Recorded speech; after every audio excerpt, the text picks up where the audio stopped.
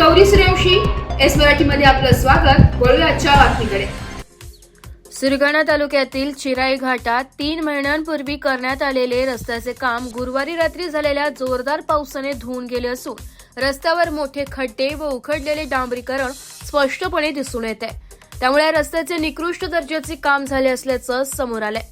स्थानिक ग्रामस्थ व प्रवाशांनी संतप्त प्रतिक्रिया व्यक्त करत संबंधित ठेकेदार भांबरे यांच्यावर कारवाईची मागणी केली आहे। तसेच अशा ठेकेदाराला काळ्या यादीत टाकण्यात यावे अशी जोरदार मागणी जोर धरू लागली आहे। 3 महिन्यांपूर्वी काम सुरू झाले होते तेव्हा ते निकृष्ट होत असल्याने नागरिकांनी तहसीलदारांकडे तक्रार केली होती।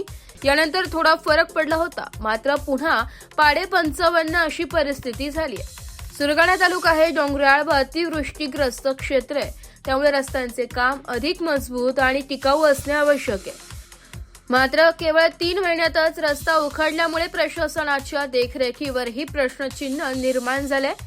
संबंधित विभागाने तात्काळ चौकशी करून दोषींवर कारवाई करावी अशी मागणी कमलाकर पवार, संदीप भोये, प्रभाकर बागुल, सुरेश गांगुर्डे, पिंटू खांडवे आदींसह वाहन चालक यांनी केली आहे। एस मराठी न्यूजसाठी प्रतिनिधी लक्ष्मण बागुल, पोरगाव।